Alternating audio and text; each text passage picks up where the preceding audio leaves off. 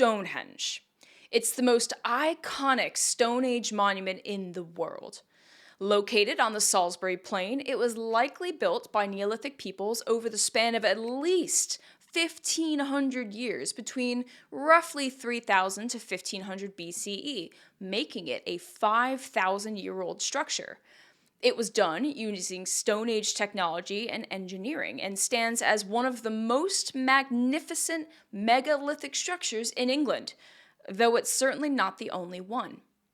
But despite everything that we think we know about Stonehenge, there are still mysteries to uncover. In today's episode, I have so many questions I want to explore. Who built it? What is it?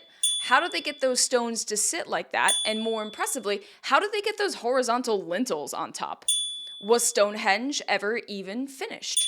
How did the Stone Age peoples manage to build this, and why? And also, are there other henge structures, and are they related to Stonehenge in some way? And also, what is a henge? So first, we're going to start with some context. What was going on around the time Stonehenge was built? We'll take a look at where and when it was built, who likely built it, and what Stonehenge is made of. The 5 W's, if you will, but we won't cover the why until later on because we have some best guesses, some really strong and sound ideas, but they're still just theories. Then we'll go over what we currently know, or at least what we think we know, about Stonehenge. So, all the latest theories. But of course, there are a lot of things we just don't know. So we'll wrap up the episode with some of Stonehenge's enduring mysteries. I'm looking forward to this one today. As an avid fan of both fantasy and English history, there's something so alluring about these stones. It's a foundational part of England's heritage, so much so that it's protected by several different bodies and groups to ensure that nothing happens to one of England's most recognizable pieces of monumental architecture. So let's get started.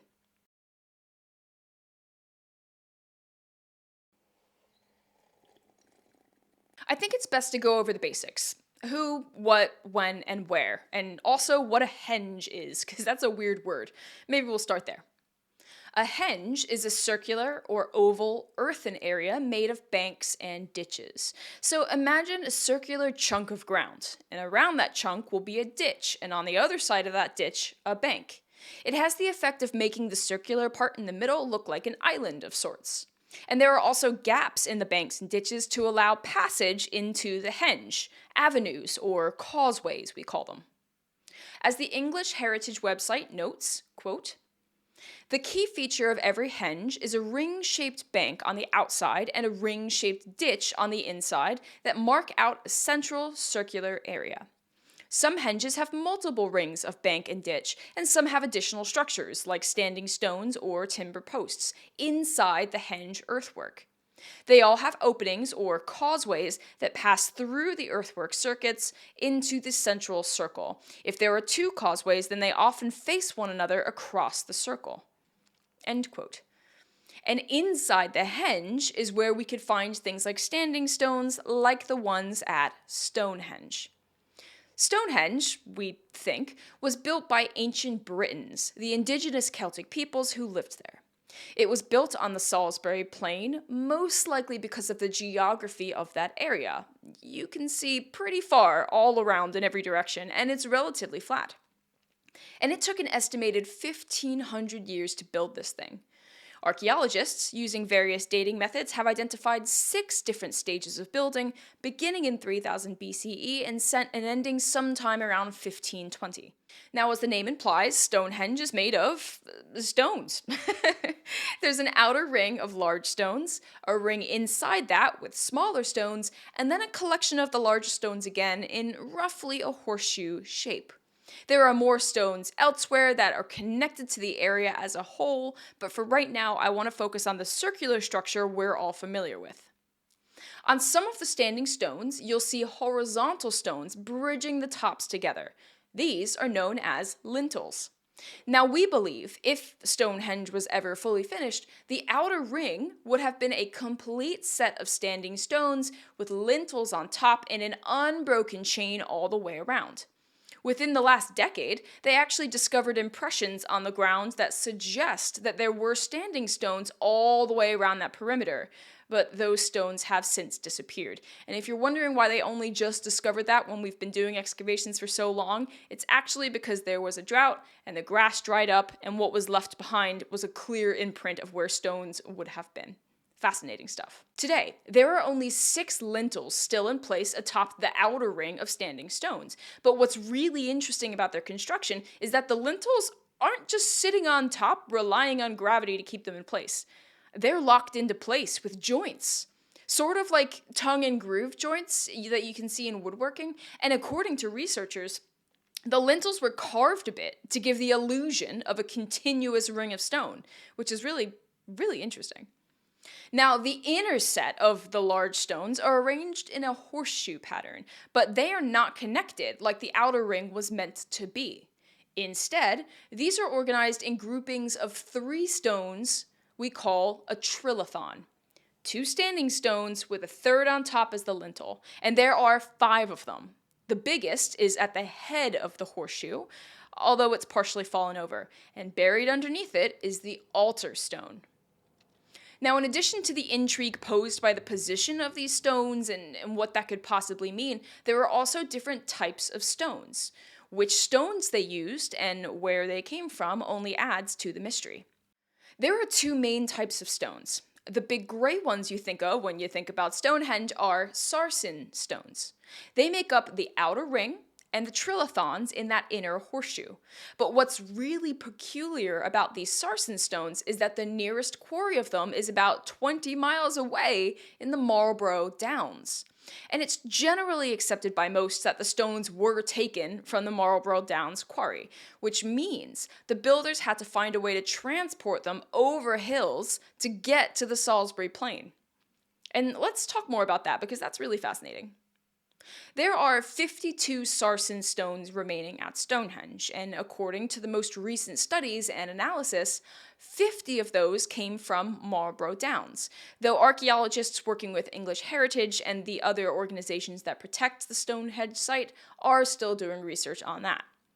Archaeologists believe that the Sarsen stones were transported over land on large wooden sledges, pulled along on wooden rollers using ropes and levers and pulleys, and this would not have been easy. The route from the Marlborough Downs to Salisbury Plain is not flat. And also, these stones are as heavy as they look. Some weigh upwards of 30 tons, though I've read other sources that say they could have been 45 tons. It would have taken hundreds of men to move each stone. Now, the other type of stone is the blue stone, at least the other type of main stone. And it's that smaller ring of stones between the outer Sarsen ring and the trilithon horseshoe in the middle. Analysis tells us that these blue stones came from the Preseli Hills in Wales, Pembrokeshire to be specific. So, how did the ancient Britons transport Welsh blue stones, roughly 140 miles away, to Stonehenge? There are a few theories. Some argue that they were brought to the area around Salisbury Plain by glacial ice a long, long time ago. So they were actually in that area already, they just originally were from Wales. Some thought it was brought over by boat, and others argue that it was brought over by land in the same way that the Sarsen stones were, or maybe even a combination of both. One of the preeminent experts on Stonehenge today, Professor Mike Parker Pearson of the University College London, leans towards the lands theory. Professor Parker Pearson is an absolute legend and Stonehenge expert, among other things, and here's what he said about it. Quote, "The only logical direction for the blue stones to go was to the north, then either by sea around St. David's Head or eastwards overland through the valleys along the route that is now the A40. Personally, I believe that the overland route is more likely. Each of the 80 monoliths weighed less than 2 tons, so teams of people or oxen could have managed this. We know from examples in India and elsewhere in Asia that single stones this size can be carried on wooden lattices by groups of 60. They didn't even have to drag them if they didn't want to." End quote. I'm inclined to believe him. This guy knows his stuff, and he has been studying and digging at Stone Age sites near Stonehenge and in other places for decades. But it could have also been a combination. The River Avon runs very close to Stonehenge and could have been used to ferry materials to the site. The Stonehenge Riverside project, led by Professor Mike Parker Pearson, found evidence of a second, smaller blue stone circle about a mile away, and they called it Blue Stonehenge, or the West Amesbury Henge. But there's also evidence to suggest that blue stones were placed on the outside of the main Stonehenge structure, outside the ring of Sarsens. But I'll talk about the other stones and things connected with the complex in a little bit.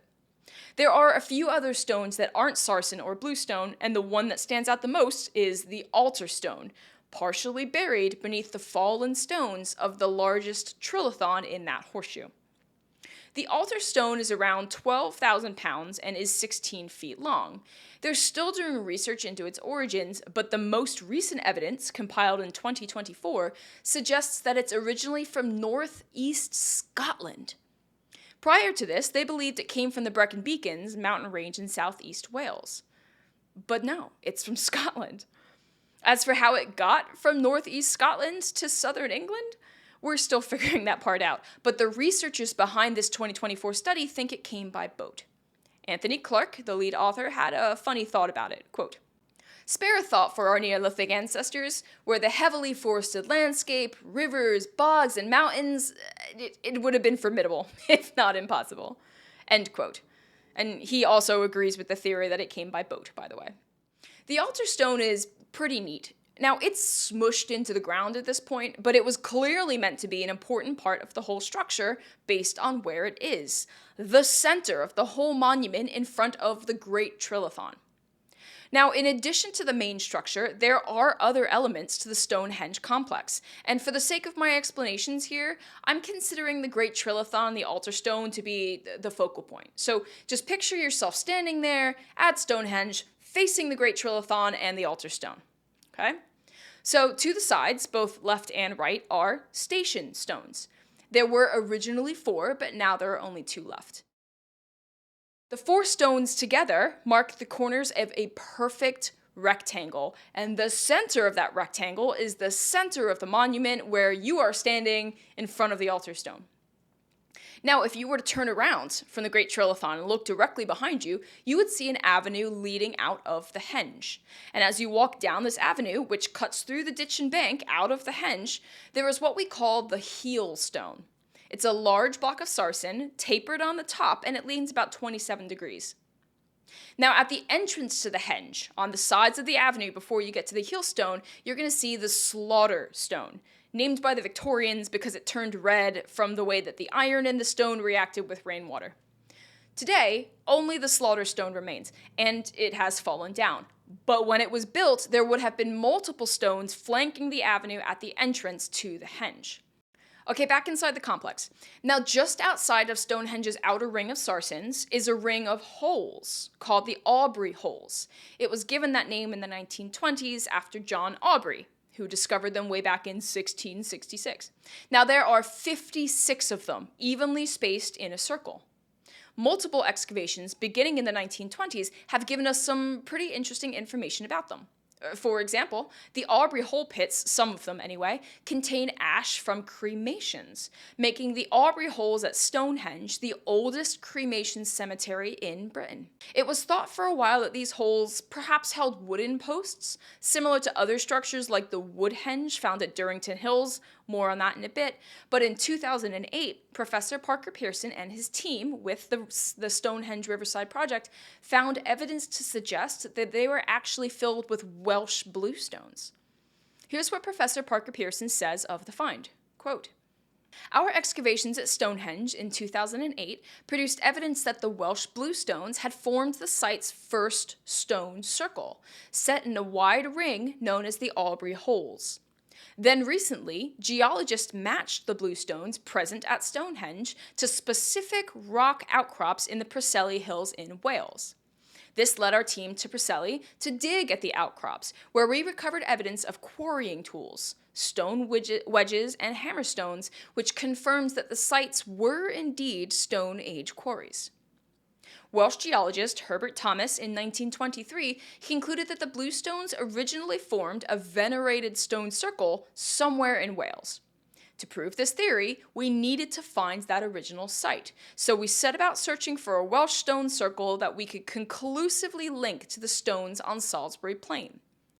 Subsequent digs at Wan Mawn in southwestern Wales unearthed further stone holes arranged in a circle with an identical diameter to Stonehenge's enclosing ditch. End quote. Parker Pearson goes on to present his hypothesis with some pretty compelling evidence that the stones at Wan Mawn were dismantled and brought to Stonehenge, laid out in essentially the same ring. But get this, it was done before 3000 BCE, before Stonehenge was erected, which means that the first phase of putting Stonehenge together was transporting this Welsh circle of bluestones to a new location and reinstalling them. See, isn't this just this is fascinating, fascinating. But why? Why would they go through all that trouble? Well, to answer that, I want to broaden our scope here to include the Durrington Walls. So let's talk about what we think we know about Stonehenge, the surrounding complexes, and the people who built them. Durrington Walls is 2 miles from Stonehenge, and archaeologists have found all kinds of stuff here. Animal bones, mainly from pigs, but there were also cow bones, pottery, and the floors and remnants of Stone Age houses. The Stonehenge Riverside project in the mid-2000s found evidence of 7 houses, but with the sheer amount of food and waste and other things found there, they're pretty confident that upwards of 1,000 houses once existed. The running theory is that it was the town where Stonehenge's builders lived on and off. And it was also a gathering place and a temporary home when people came from all over to celebrate at the Henges. But what's really fascinating about Durrington Walls and why we think it connects to Stonehenge just down the road is a great wooden henge built at the same time. The wood henge at Durrington Walls is made of 6 concentric circles of wooden posts. It's surrounded by bank and ditch, so it is a proper henge, and like with the human remains found in the Aubrey Holes that encircle Stonehenge, archaeologists have found some evidence of human remains, respectfully buried there as well. Not as many that are at Stonehenge, but there were some there, meaning it's not just some dude who died there. There were cremated remains buried there intentionally. So 2 henges, made of different materials, built at the same time, 2 miles apart. They have to be connected, right? Archaeologist Ramili Sonina, who specializes in Madagascar's prehistory, worked with Mike Parker Pearson on his studies of various megalithic structures, and conversely, Parker Pearson worked with Ramili Sonina in Madagascar. And Ramili Sonina has a captivating theory about stone and wood and how they might be connected. I'm going to quote from Mike Parker Pearson's book, which details the Stonehenge Riverside project and its findings. It's called Stonehenge, A New Understanding, Solving the Mysteries of the Greatest Stonehenge Monument. And it's a super detailed and interesting read. Quote, "For me, a flash of insight came from sharing ideas with a colleague from Madagascar. Many archaeologists had assumed that the choice of materials, stone for Stonehenge and wood for the Durrington Walls timber circles, was of no particular significance. My colleague, Ramili Sonina, saw things differently.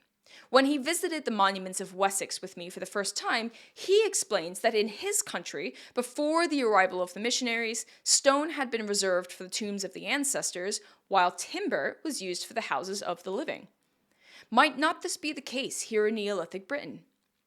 If Stonehenge and Durrington Walls really were contemporary, and if there were burials at Stonehenge, and if there were some way of showing how Stonehenge and Durrington Walls were physically connected, then there was a case for arguing that timber and stone symbolized the living and dead, respectively." End quote. It's a great theory. And in ensuing discoveries, Parker Pearson is confident in his theory being true. As he notes, quick quote, "Burials suggest that Stonehenge was a place of the dead, while there is evidence of nearby wood henges at Durrington Walls that were surrounded by houses of the living." I buy it. The evidence seems to line up. But I still have a few questions. They managed to roll huge, heavy stones up to the Salisbury Plain, and I buy the explanation how. But once they got there, how did they get the stones in place with such precision? And while I'm on the subject, is there any meaning to how they're positioned? Well, archaeologists have found evidence of small ramps built up to where the stones were placed, and they're not just like sitting on top of the soil, they're buried a little bit in the ground. So the stones would have been brought up the ramp a bit and laid down in front of these holes. But they are massive and heavy, so you can't just like pick it up and tip it in, right? So instead, we believe that a system of ropes, levers, and pulleys were used. Here's one theory put forth by archaeologist Mike Pitts, who has done excavations at Stonehenge and is a British prehistory specialist. Quote, I found inspiration for a solution on Rapa Nui, which is Easter Island, in a demonstration islanders put on for Thor Heyerdahl in the 1950s. They raised a fallen statue, similar in weight to a large Stonehenge megalith, by repeatedly rocking it from side to side with levers, each time carefully placing small stones underneath the lifted side. Slowly, a rubble mound grew beneath one end of the rising head until, when it was nearly upright, a gentle tug on some ropes finished the job. The same thing could have been done on Salisbury Plain, not with stones, but wood, slowly adding tied and perhaps jointed timbers to a growing tower as 30 tons of megalith gently and safely rose to an upright position. End quote. The lintels were likely installed similarly. Ramps, levers, pulleys, and ropes. There's a way called the timber crib method. A platform of wood is essentially built around the stones, and you gradually increase the platform in height, and then the lintel was levered up onto each wooden platform until it was high enough to kind of slot on top of the standing stones. Okay, so let's take a step back then. We've got this massive stone structure made up of stones from different parts of the British Isles. They're organized and arranged in a very particular pattern, right? Why? Well, one thing we know about the Celts in general is their belief in the various solstices and equinoxes. They celebrated the changing of seasons, when to plant, when to sow, to harvest, and to rest. And one theory about why Stonehenge was built, and remember it took 1,500 years, so people clearly saw value in it to continue doing it over so many generations, was to honor that astronomical calendar. For example, the heel stone. It sits in the avenue leading up to Stonehenge, right? Well, when the sun rises on the summer solstice, the longest day of the year, the start of midsummer, it rises directly over the center of the heel stone. So if you're standing at Stonehenge and you're in the middle and you're looking right towards the heel stone, the sun rises right over it. Well, to be fair, it would have when it was erected. The Earth's axis has tilted ever so slightly, so it's 1 degree off now, but it would have been dead center. And similarly, on the winter solstice, the shortest day of the year, the sun sets directly between the two standing stones of the Great Trilithon. Well, it would, if the Trilithon were still standing. Both the heel stone and the Great Trilithon were perfectly arranged to highlight the sun on these important days, the summer and winter solstice. And based on the evidence found at neighboring Durrington Walls, people in the thousands might have gathered for the summer and winter solstices to partake in various rituals. And if Mike Parker Pearson's theory is correct, these rituals might have been about life, the wooden henge, and death, the Stonehenge.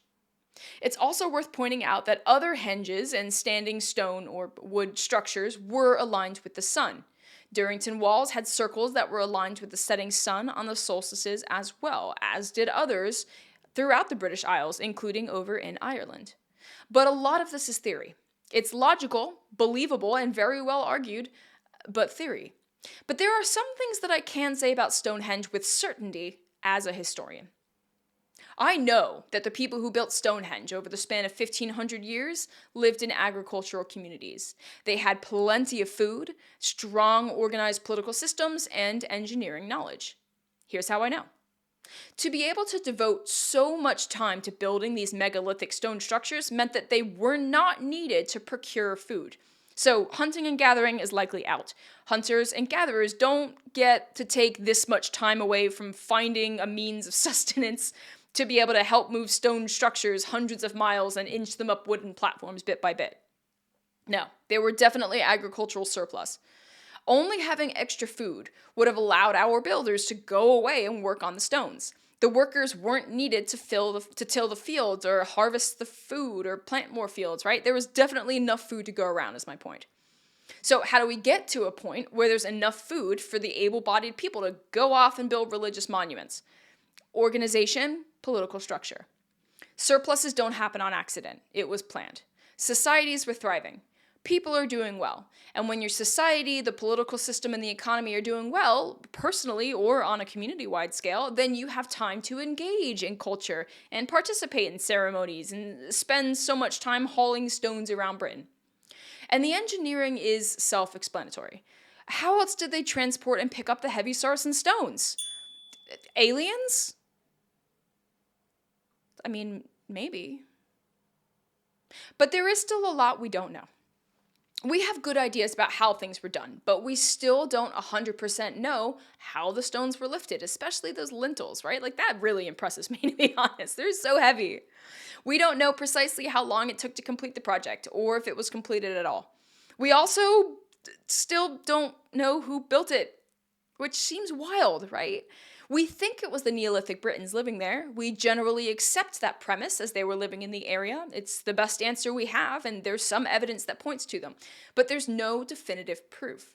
There have been other ideas over the years, like maybe druidic cults, but the druids weren't really around that far back. And though we have good guesses for why it was built, it's all just speculation.